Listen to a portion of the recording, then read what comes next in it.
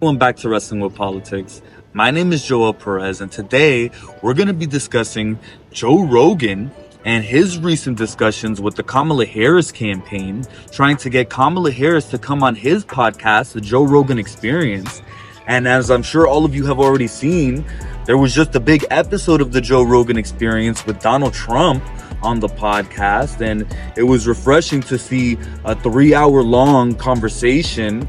And it, as a lot of people have been saying, it should almost be a requirement for these presidential candidates to do these long form interviews, to do these 3-hour conversations, so that we could really see and get a feel for who these candidates are. And in the case of Donald Trump, you already know that Donald Trump has a lot to say. And by the end of this interview, by the end of these 3 hours, I'm sure there was more that Donald Trump wanted to say. And it makes sense because when you're doing the Joe Rogan Experience, you have an open platform on the largest podcast in the world.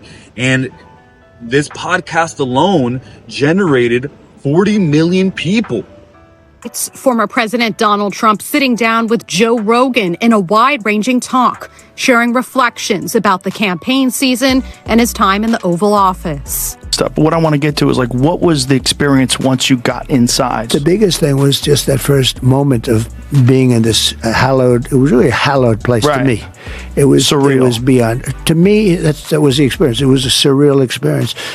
And then with time, that wears off. With time, it becomes, your place where you stay. And I was doing I had two things that I really focused on: governing the country and survival. Because from the moment I won, before I got to office, all of a sudden, they came down. Nobody has ever been treated that way. In just 24 hours, Rogan's newly posted episode with Trump already catching tens of millions of views. Meantime, The Rogan Show, wildly popular with young Americans and men. We've highlighted you on the show many times when you did this Biden impression where he's walking around, he doesn't know what he's doing. It's funny. It's stand-up. It's funny stuff. You have, like, comedic instincts. Like when you said to Hillary, you'd be in jail. Like, that's great timing. Yeah. But it's like that kind of stuff was unheard of as a politician. Like, no one had done that. And I think... it's funny. You need at least the attitude of a comedian when you're doing this business. This is a very dangerous business, first of all. It's a very tough business. Trump also taking questions about lessons learned since first holding political office. Did you have a moment in time where you realized, like, these are bad choices? Like, some of these people I shouldn't have had in there. Oh, yeah. I will say that it always comes back to the same answer. The biggest mistake I made was I picked some people. I picked some great people, but you don't think about that. I picked some people that I shouldn't have picked. I picked a few people that I shouldn't have picked. And neocons? Yeah, neocons, or bad people, or disloyal people, or people that were just people bad, that were into the people got bad advice. Yeah. Rogan says his podcast is also in talks with the Harris campaign to arrange an appearance, but the VP's schedule has not yet aligned. And the main thing that we learned from the 3-hour long podcast between Joe Rogan and Donald Trump, and credit to Joe Rogan, he's a very good interviewer, and he asked Donald Trump a lot of questions that he's never been asked before, that a lot of interviewers either haven't had the time or haven't had the curiosity to ask. And that's the thing about Joe Rogan. He asked a lot of questions that the common man would want to know the answer to.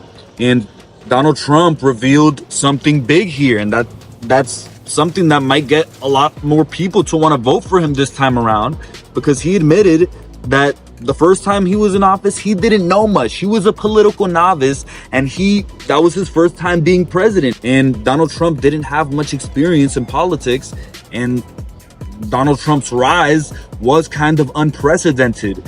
He claimed political office faster than probably anybody has in history. And so Donald Trump himself would tell you that his first time around in office, he didn't have as much knowledge or political experience as he does now. And he would make the argument that now he does have that political experience and that things would be different in his second term in office. And he claimed the most powerful office in the land. And he admitted in this interview that a lot of warmongers like John Bolton were able to get into his campaign. And as he phrased it, and Joe Rogan did as well, neocons were able to get into his campaign the first time around and infiltrate on behalf of the agenda of the deep state.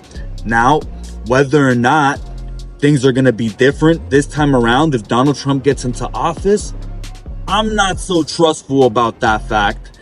And that's why I'm voting for Jill Stein. But whether or not Donald Trump's campaign is any different or his presidency is any different this time around, only time will be able to tell. So it's safe to say that regardless of your political leanings, the podcast between Joe Rogan and Donald Trump was a massive success, definitely for Donald Trump. It amassed over 40 million views. And Donald Trump got the opportunity to speak to millions of independent voters who could possibly decide this election. So the question remains, why wouldn't Kamala Harris want to do the same? What is she trying to hide here? Why wouldn't you want to sit down in front of Joe Rogan's massive audience of millions of viewers? Well, if you want the answer to that question, all you have to do is listen to Joe Rogan himself, and he spills the beans here about his negotiations with Kamala Harris. She had an opportunity to come in. You could look at this and you say, oh, you're being a diva. But she had an opportunity to come here when she was in Texas, and I literally gave them an open invitation. I said, anytime. I said, if she's done at 10 o'clock, we'll come back here at 10 o'clock. I go, I'll do it at 9 in the morning. I'll do it at 10 p.m. I'll do it at midnight. If she's up. She wants to, drink a Red Bull, fucking party on. Yeah, but I think this idea that you're being a diva is silly because you're offering her the opportunity to do exactly what the other candidate did, right? Well, she actually reached out when she found out that he was coming on. So their camp reached out to me. So I said, great, I would love to talk to her. But it was very difficult to tie it down, and they wanted to travel. And see, the thing is, like, you can't, if I go somewhere, then there's going to be other people in the room. And they want to control a lot of things, I'm sure, according to the Brett Breyer interview on Fox. Like, people were waving them off. That's a distraction. People in the room, like, my whole goal with her and with him was just talk. Just have a conversation like a human being. You find out things about people. You get a sense of them, at least, a real sense. That was it. I don't give a fuck what we talk about. I really don't. I just want to talk to you. Who the fuck are you? Do you think? And that 1 minute clip of Joe Rogan right there reveals a lot, because it reveals the real reason that Kamala Harris doesn't want to come on the Joe Rogan Experience. It's because, and Joe Rogan said it himself, he wants to have a real conversation with Kamala Harris. And that's not something that Kamala Harris is able to do.